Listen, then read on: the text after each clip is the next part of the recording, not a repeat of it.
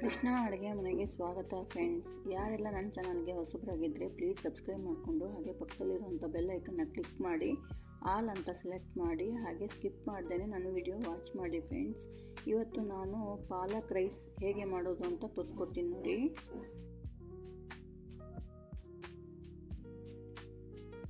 ಇಲ್ಲಿ ನಾನು 1 ರಿಂದ 1.5 ಬಟ್ಲು ಅನ್ನ ಮಾಡಿ ಇಟ್ಕೊಂಡಿದ್ದೀನಿ ನೋಡಿ.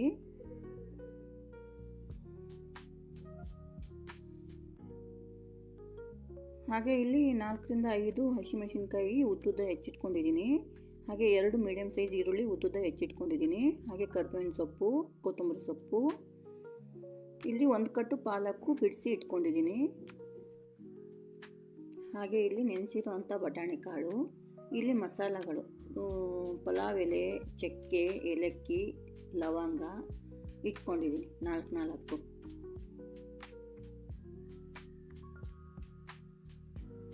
ನೋಡಿ. ಲವಂಗ, ಏಲಕ್ಕಿ, ಚಕ್ಕೆ, ಪಲಾವ್ ಎಲೆ. ಇಲ್ಲಿ ಜೀರಿಗೆ 1/2 ಟೀ ಸ್ಪೂನು ಅರಿಶಿನ, 1 ಸ್ಪೂನು ಶುಂಠಿ ಬೆಳ್ಳುಳ್ಳಿ ಪೇಸ್ಟು, ಒಗ್ಗರಣೆಗೆ ಎಣ್ಣೆ, ರುಚಿಗೆ ತಕ್ಕಷ್ಟು ಉಪ್ಪು, ಇಷ್ಟೆಲ್ಲ ಐಟಮ್ ಇಟ್ಕೊಂಡಿದ್ದೀನಿ. ಈ ಕಡೆ ಒಂದು ಪಾತ್ರೆ ಇಟ್ಕೊಂಡಿದ್ದೀನಿ ನೋಡಿ. ಅದಕ್ಕೆ ಅರ್ಧದಷ್ಟು ನೀರು ಹಾಕಿದ್ದೀನಿ. ಬಿಡಿಸಿ ಇಟ್ಕೊಂಡಿರುವಂತಹ ಪಾಲಕ್ ಹಾಕ್ತಾಯಿದ್ದೀನಿ. ಅದು ಬೇಯಿಸೋಕ್ಕೋಸ್ಕರ ನೋಡಿ. ಎಲ್ಲ ಪಾಲಕ್ಕು ಹಾಕ್ತೆ. ಪಾಲಕ್ಕು ಮುಳುಗೋವಷ್ಟು ನೀರು ಹಾಕಬೇಕು. ಚೆನ್ನಾಗಿ ಸಾಫ್ಟ್ ಆಗೋವರೆಗೂ ಬೇಯಿಸಬೇಕಾಗತ್ತೆ. ನೋಡಿ, ಈ ಥರ ಬೆಂದಿದೆ. ಕಲರು ಚೇಂಜ್ ಆಗಿದೆ ನೋಡಿ, ಡಾರ್ಕ್ ಗ್ರೀನ್ ಆಗಿದೆ, ಕಲರು ಚೇಂಜ್ ಆಗಿದೆ. ತಣ್ಣನ ನೀರಿಗೆ ಸೇರಿಸ್ಕೋಬೇಕು. ಬೇಯಿಸಿದ ನಂತರ ತಣ್ಣನ ನೀರಿಗೆ ಸೇರಿಸ್ಕೋಬೇಕು. ಅದೇ ನೀರಲ್ಲೇ ಬಿಟ್ಟುಬಿಟ್ರೆ ತುಂಬ ಬೆಂದು ಸಾಫ್ಟ್ ಆಗಿಬಿಡುತ್ತೆ. ಅದಕ್ಕೋಸ್ಕರ ನಾರ್ಮಲ್ ಆದರೆ ಸಾಕು. ನೋಡಿ, ಎಲ್ಲನೂ ತೆಕ್ಕೊಂಡಿದ್ದಾಯಿತು. ಈ ಕಡೆ ಒಂದು ಜಾರ್ ಇಟ್ಕೊಂಡಿದ್ದೀನಿ. ಅದು ನೀರಿಗೆ ಸೇರಿಸಿದ ನಂತರ ತಣ್ಣಗಾಗಕ್ಕೆ ಬಿಟ್ಟಿದ್ದೆ ನಾನು. ಇವಾಗ ಜಾರಿಗೆ ಸೇರಿಸ್ಕೊತೀನಿ ನೋಡಿ. ಪಾಲಕ್ಕು ಎಲ್ಲ ಸೇರಿಸಿದ್ದಾಯಿತು. ರುಬ್ಕೊಂಡು ಬಂದೆ ನೋಡಿ. ನುಣ್ಣಗೆ ರುಬ್ಕೊಂಬಂದಿದ್ದೀನಿ ನೋಡಿ. ಈ ಥರ ನುಣ್ಣಗೆ ರುಬ್ಕೊಂಬಂದಿದ್ದೀನಿ. ಈ ಕಡೆ ಒಂದು ಕಡಾಯಿ ಇಟ್ಟಿದ್ದೀನಿ. ಗ್ಯಾಸ್ ಆನ್ ಮಾಡ್ಕೊಂಡಿದ್ದೀನಿ ನೋಡಿ. ಅದಕ್ಕೆ 4 ರಿಂದ 5 ಸ್ಪೂನು ಎಣ್ಣೆ ಹಾಕಿದ್ದೀನಿ.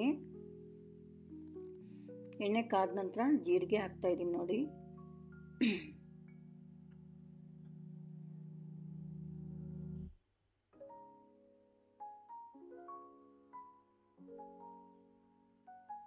ಹಾಗೆ ಪಲಾವ್ ಎಲೆ, ಚಕ್ಕೆ, ಏಲಕ್ಕಿ, ಲವಂಗ ಎಲ್ಲ ಹಾಕ್ಕೊಂಡಿದ್ದೀನಿ. ಮಸಾಲ ಪದಾರ್ಥಗಳು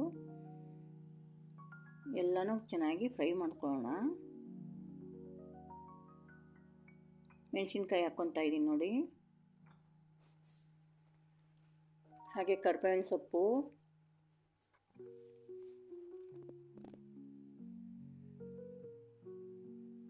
ಈರುಳ್ಳಿ,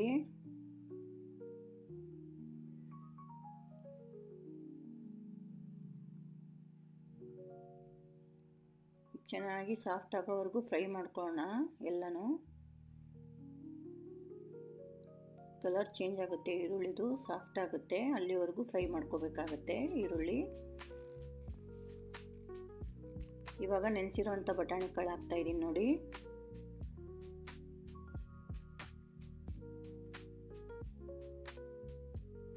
ಅದನ್ನು ಚೆನ್ನಾಗಿ ಫ್ರೈ ಮಾಡ್ಕೊಳ್ಳೋಣ. ಇವಾಗ ಶುಂಠಿ ಬೆಳ್ಳುಳ್ಳಿ ಪೇಸ್ಟ್ ಹಾಕ್ತಾಯಿದ್ದೀನಿ. ಹಸಿ ವಾಸನೆ ಹೋಗೋವರೆಗೂ ಫ್ರೈ ಮಾಡ್ಕೊಳ್ಳೋಣ. ಇವಾಗ ನೋಡಿ, ರುಬ್ಬಿರುವಂತಹ ಪಾಲಕ್ ಪೇಸ್ಟ್ ಹಾಕ್ತಾಯಿದ್ದೀನಿ. ಅದೇ ಜಾರಿಗೆ ಸ್ವಲ್ಪ ನೀರು ಹಾಕಿಬಿಟ್ಟು ಹಾಕ್ತಾಯಿದ್ದೀನಿ ನೋಡಿ. ಇವಾಗ ಹಸಿ ವಾಸನೆ ಹೋಗೋವರೆಗೂ ಚೆನ್ನಾಗಿ ಫ್ರೈ ಮಾಡ್ಕೊಳ್ಳೋಣ ಎಲ್ಲನೂ.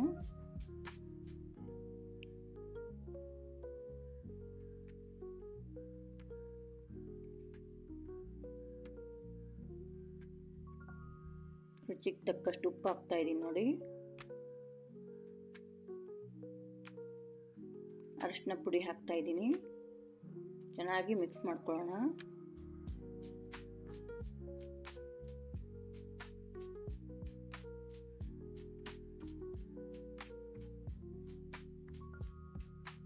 ನೋಡಿ, ನೋಡಿ ಇವಾಗ ಮಿಕ್ಸ್ ಆಗಿದ್ದಾಯಿತು. ಮೇಲೆ ಒಂದು ಲಿಡ್ ಮುಚ್ಚಿಟ್ಟು ಚೆನ್ನಾಗಿ ಬೇಯಕ್ಕೆ ಬಿಡೋಣ. ಇವಾಗ ನೋಡಿ ಚೆನ್ನಾಗಿ ಬೆಂದಿದೆ ಎಲ್ಲನೂ. ಈ ಥರ ನಾವು ಗೊಜ್ಜು ಮಾಡಿಕೊಂಡು ಫ್ರಿಜ್ಜಲ್ಲಿ ಇಟ್ಕೊಂಡ್ಬಿಟ್ರೆ ಯಾವಾಗ ಬೇಕು ಆವಾಗ ಅರ್ಜೆಂಟಿಗೆ ರೈಸ್ ಮಾಡಿಟ್ಕೊಂಡು ಕಲಿಸ್ಕೋಬೋದು. ಈ ಥರ ಗೊಜ್ಜು ಮಾಡಿಟ್ಕೊಂಡ್ರೆ ತುಂಬ ದಿನ ಇಟ್ಕೊಂಡ್ರು ಏನೂ ಹಾಳಾಗಲ್ಲ. ನೋಡಿ ಇವಾಗ ಎಲ್ಲ ಬೆಂದಿದೆ. ರೈಸು ಹಾಕ್ಕೊತಾ ಇದ್ದೀನಿ ನೋಡಿ. ರೈಸ್ ಹಾಕ್ಕೊಂಡು ಮಿಕ್ಸ್ ಮಾಡ್ಕೊತೀನಿ. ಗೊಜ್ಜು ಮಾಡಿಟ್ಕೊಂಡ್ಬಿಟ್ರೆ ಅರ್ಜೆಂಟಿಗೆ ಬರೀ ರೈಸ್ ಒಂದು ಇದ್ಬಿಟ್ರೆ ಕಲಿಸ್ಕೊಂಡ್ಬಿಡ್ಬೋದು, ಈಸಿ ಆಗುತ್ತೆ. ನೋಡಿ ಎಲ್ಲ ಚೆನ್ನಾಗಿ ಮಿಕ್ಸ್ ಮಾಡ್ಕೊಳ್ಳೋಣ. ಇದಕ್ಕೆ ಇನ್ನೂ ಸ್ವಲ್ಪ ರೈಸ್ ಹಿಡಿಸುತ್ತೆ ಅನ್ನಿಸ್ತು, ಹಾಗಾಗಿ ಇನ್ನೊಂದು ಸ್ವಲ್ಪ ರೈಸ್ ಹಾಕ್ಕೊತೀನಿ. ರೈಸು ಮಾಡಿಟ್ಕೊಂಡು ತಣ್ಣಗಾದ್ಮೇಲೆ ನಾವು ಮಿಕ್ಸ್ ಮಾಡ್ಕೋಬೇಕಾಗತ್ತೆ ಗೊಜ್ಜಿಗೆ. ಉದುರಾಗಿರಬೇಕು, ಮೆತ್ತಗಾದರೆ ಚೆನ್ನಾಗಿರಲ್ಲ. ಬಿಸಿಯಾಗಿದ್ದಾಗ ಮುದ್ದೆ ಆಗಿಬಿಡುತ್ತೆ, ಸಾಫ್ಟಾಗಿರುತ್ತೆ, ಚೆನ್ನಾಗಿ ಬರಲ್ಲ. ಬಿಸಿಯಾಗಿದ್ದಾಗ ಮಾಡೋಕ್ಕಾಗಲ್ಲ, ತಣ್ಣಗಾದ್ಮೇಲೆ ಮಾಡ್ಕೋಬೇಕು. ಅನ್ನ ತಣ್ಣಗಾಗೋಕ್ಕೆ ಬಿಡಬೇಕು. ನೋಡಿ ಇವಾಗ ಆಗಿದೆ ಪಾಲಕ್ ರೈಸು. ನೋಡಿ ಸರ್ವ್ ಮಾಡ್ಕೊಂಡಿದ್ದೀನಿ.